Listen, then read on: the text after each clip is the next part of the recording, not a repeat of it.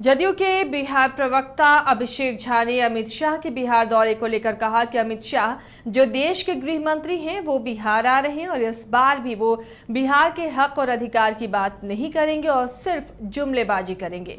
भाजपा के अन्य नेता उनके स्वागत में लगे हुए, लेकिन सबका एक ही काम है। उन्होंने कहा कि भाजपा के नेता सम्राट चौधरी हो या कोई दूसरा नेता हो, सब उनके गुणगान में लगे हैं और शंखनाद की बात कर रहे हैं, लेकिन शंखनाद तो महागठबंधन करेगा बीजेपी को हटाकर। गृह मंत्री अमित शाह जी फिर से बिहार आ रहे हैं। गृह मंत्री के रूप में बिहार के हक और हुकूक की बात तो नहीं ही करेंगे, सिर्फ जुमला देंगे। भाजपा के नेता सम्राट चौधरी हो या अन्य लोग गुणगान में लगे हुए हैं, शंखनाद की बात कर रहे हैं। हाँ, सचमुच बिहार से ही शंखनाद होगा। भाजपा और एनडीए की देश की सत्ता से विदाई का शंखनाद। अमित शाह जी कितनी बार भी बिहार आ गए, जब प्रधानमंत्री जी के आने से कोई फर्क ही नहीं पड़ा, तो भला इन लोगों की क्या बिसात है। बिहार ही नहीं, देश की जनता ने मन बना लिया है, इन्हें सत्ता से बेदखल करना है। बिहार में केंद्रीय गृह मंत्री और भारतीय जनता पार्टी के वरिष्ठ नेता अमित शाह के दौरे को लेकर सियासत तेज हो गई है। कांग्रेस पार्टी ने सीधे तौर पर अमित शाह और भारतीय जनता पार्टी पर निशाना साधा है। कांग्रेस के वरिष्ठ नेता शशि रंजन ने कहा कि केंद्रीय गृह मंत्री अमित शाह के दौरे से बिहार का माहौल खराब होगा। कांग्रेस नेता शशि रंजन ने कहा कि उत्तर प्रदेश में कई घटनाएं घट रही हैं और केरल में बम ब्लास्ट की घटना पर केंद्र सरकार को और गृह मंत्री को जवाब देना चाहिए कि आखिर इस मामले में वो क्या कर रहे हैं। कांग्रेस पार्टी अमित शाह जी को मणिपुर में जो परिस्थितियां उपजी हैं उस पर अमित शाह जी के पास जवाब नहीं है। परसों जिस तरह से छात्रा आईआईटी छात्रा के साथ बनारस में छेड़खानी हुई, उस पर कोई जवाब अमित शाह जी के पास नहीं है। जिस तरह से केरला में बम ब्लास्ट हुआ, वो भी प्रार्थना सभा में, उस पर अमित शाह के पास जवाब नहीं है। जिस तरह से विपक्षी नेताओं के फ़ोन का टैपिंग करने का प्रयास किया जा रहा है, उस पर अमित शाह को जवाब नहीं है। तो मैं देश के गृह मंत्री से ये जानना चाहता हूँ कि क्या बिहार को वो मणिपुर बनाना चाहते हैं? क्या बिहार को वो केरला के तरफ बम ब्लास्ट के आग में झोंकना चाहते हैं? क्या बिहार में उत्तर प्रदेश के तरफ बलात्कार को बढ़ावा देने आ रहे हैं? इसका जवाब देना चाहिए। भाजपा प्रवक्ता राम सागर सिंह ने बयान जारी करते हुए बिहार में महागठबंधन की सरकार से पूछा है कि आखिर सीएम नीतीश को और डिप्टी सीएम तेजस्वी को राम और कृष्ण के नाम से इतनी नफरत क्यों है?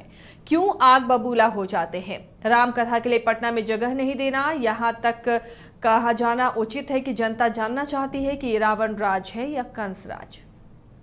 आखिर नीतीश और तेजस्वी यादव की सरकार को राम और कृष्ण के नाम से इतनी नफरत क्यों? एक तरफ आपके मंत्री राम के नाम से ही नफरत करते हुए नजर आते हैं, तो दूसरी ओर आपके जिलाधिकारी भी राम भद्राचार्य जी को गांधी मैदान में राम कथा करने से परमिशन नहीं दे करके राम द्रोही नजर आते हैं। राम और कृष्ण का तो रावण और कंस ही विरोध कर सकता है। तो क्या बिहार की जनता मान ले कि आप की सरकार रावण और कंस के विचारधारा को आगे बढ़ाने वाली सरकार है? क्या ये रावण राज है या कंस राज है? बिहार की जनता को इसका जवाब देना होगा। बिहार के पैरामेडिकल के छात्र अचानक राबड़ी आवास पहुंचे, जहां अपनी मांगों को लेकर उन्होंने बिहार सरकार के डिप्टी सीएम तेजस्वी यादव से गुहार लगाई। मौके पर मौजूद बिहार के शिक्षा मंत्री प्रोफेसर चंद्रशेखर भी छात्रों से बातचीत की। शिक्षा मंत्री चंद्रशेखर ने छात्रों से कहा कि उनकी मांगों पर विचार किया जाएगा और तेजस्वी यादव से मिलने का समय वो दिलवाएंगे। और 300 जिला में मतलब कॉलेज कई बार यहाँ आते हैं तो बोला जाता है कि आप लोग किसी के पैरवी के साथ आएंगे तो स्वास्थ्य मंत्री आपसे पर्सनली मिलकर सारी बात समझ के आप उसके बाद आपका हो सकता है। तो सर हम लोगों के लिए एक बार सर अगर कह दें कि 2 मिनट के लिए हम लोग को टाइम दे दिया जाए। सर जरूरी है कि हम लोग मिला तभी बात देखिए। तो सर आप तो बहुत अच्छा वो ऐतिहासिक काम है सर, लेकिन ये तो नहीं कर रहा। मेरी बात समझिए, ये इंटरप्रिटेशन ठीक नहीं है। जो लोग जब आपसे मिलेंगे तभी आप सब चीज को जानेंगे। जो विभाग चलाते हैं, सरकार चलाते हैं, उनकी जिम्मेवारी है और सब चीज़ों पर नजर रहती है। आपकी बात कहनी है, आपने कहा कि हम दिए पीछे वाले को दे दिए, हमारे बात पर ध्यान नहीं दिए, ऐसा भी मत सोचिए। हर समय अब एक चीज बताइए, हर समय एक आदमी जो सोचता है वही हर समय पूरा नहीं हो जाता है। ये समझना चाहिए, सब लोगों की अपनी स्थिति होती है, अपने कैलकुलेशन होता है किस काम को कब करना है। वो ठीक है, अब आप मिलने के लिए आप मिले भी हैं, हम भी आपको मिलवा देंगे, वो दीगर बात है, वो अपनी बात कहिएगा। लेकिन एक बात जानिए कि अधैर्य नहीं होना चाहिए किसी बातों में। बात इतनी सी है कि अभी बीपीएससी को परीक्षा गया, हंगामा कर रहे हैं लोग। सर बीपीएससी में स्वास्थ्य विभाग का हंगामा कर रहे हैं लोग, विरोधी क्या कर रहे हैं, ये नहीं आता है, वो नहीं आता है, ऐसा हो गया, वैसा हो गया, धांधली हो गया, भ्रष्टाचार हो गया। आप किसी गांव में चले जाए, गाँव क्या बोलना है, किसी गांव में चले जाओ और इतना सुन करके तुम्हारा भी आत्मा शायद गदगद होगा, खुशी होगी कि गांव में जाकर ऑन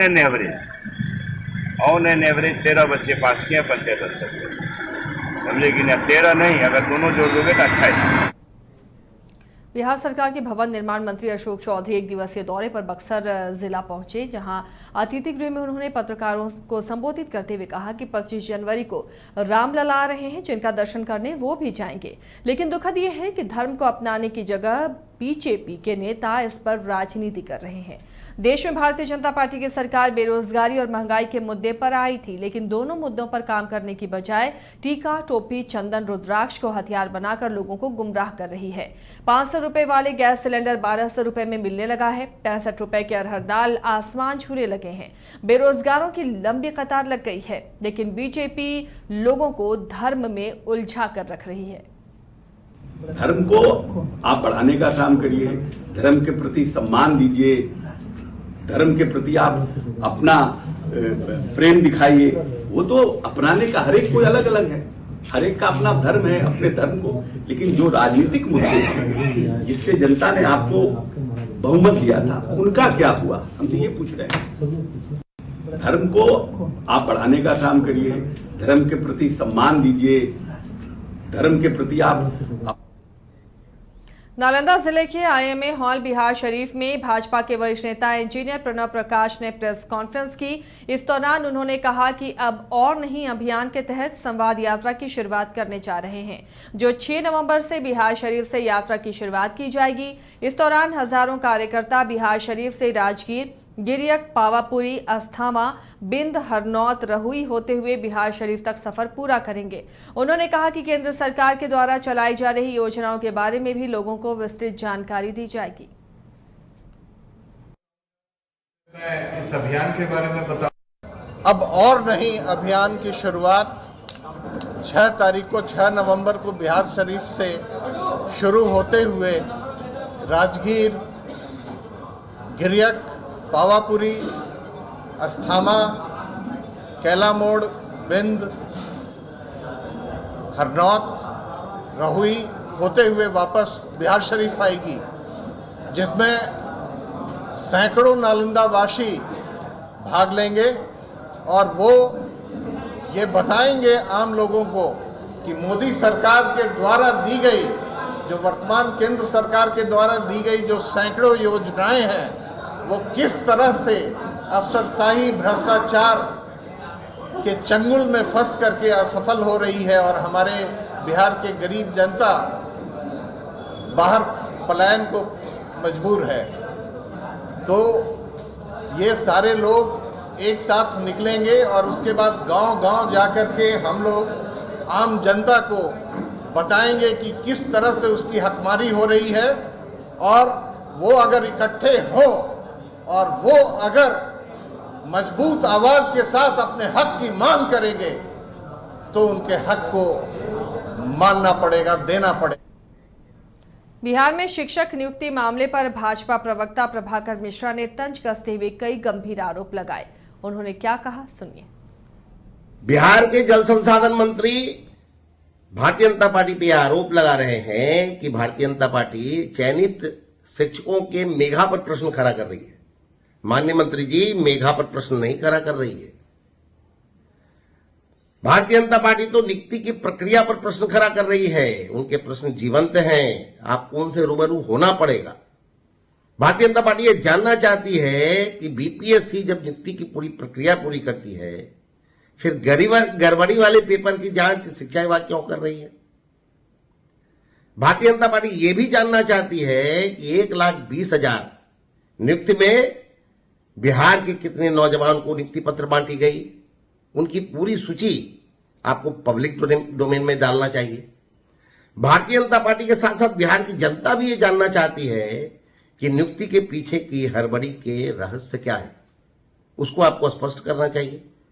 और आपको यह भी स्पष्ट करना चाहिए कि ये नियुक्ति की फर्जीवाड़ा की गई है, इसमें भ्रष्टाचार कितना लिप्त है। बिहार के राज्यपाल राजेंद्र विश्वनाथ अर्लेकर आज ज्ञान की भूमि नालंदा स्थित नालंदा के खुला विश्वविद्यालय पहुंचे, जहां 4 से 6 नवंबर तक होने वाले 3 दिवसीय गणितीय अंतर्राष्ट्रीय सम्मेलन का उद्घाटन उन्होंने किया है। इस कार्यक्रम में देश और दुनिया के नामचीन गणितज्ञों का महासमागम पहली बार ज्ञानपीठ नालंदा में किया गया है। इस कार्यक्रम में कई आईआईटी और विश्वविद्यालयों के चुनिंदा गणितज्ञों के अलावा दर्जनों विदेशी गणितज्ञ भी शामिल हुए हैं। 3 दिनों तक चलने वाले इस कार्यक्रम में गणित विषय में एक्सप्लोरिंग एक्सेलेंस इन मैथमेटिकल साइंस विषय पर गंभीर चर्चा की जाएगी।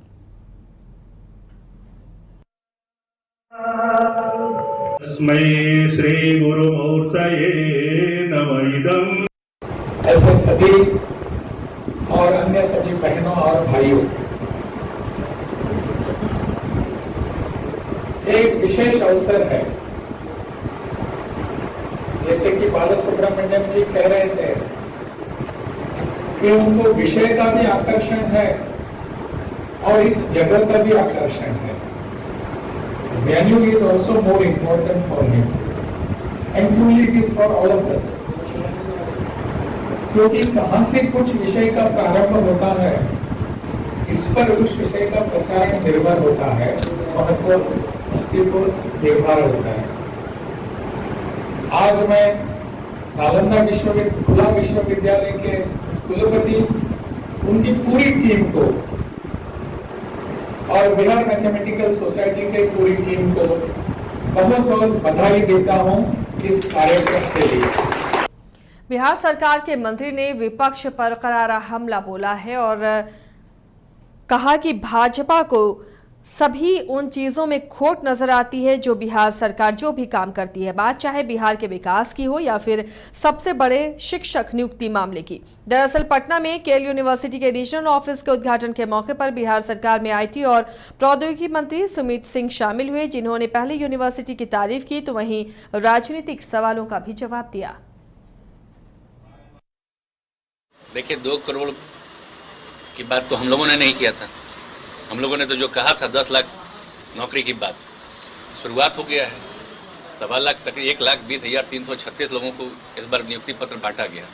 उसके अलावा जो शेष रह गए हैं, जहाँ भी अभी भी बाकी रह गया कि वहाँ पे सीट रिक्त है, उनको भी भरने के लिए कल ही निकल गया है, कल परसों में निकल गया है उनका भी। आपने देखा होगा फॉर्म भरा जा रहा है कि फिर से कोई रिक्तियाँ नहीं रहेंगी। लगातार काम कर रहे हैं और विपक्ष का तो काम ही है, आपको आप अच्छे दिखते हैं तो विपक्ष कहेंगे नहीं आप अच्छे नहीं दिखते हैं, तो ये तो विपक्ष का काम है। वो आपके हर अच्छे योजनाओं को, हर अच्छे काम को बुरा कहेगा, इसलिए तो वो विपक्ष है। अमित शाह कल फिर पटना बिहार पहुंचेंगे, मुजफ्फरपुर में उनका कार्यक्रम है। कल नहीं, अभी लगातार वो आते रहें, क्या परेशानी उससे?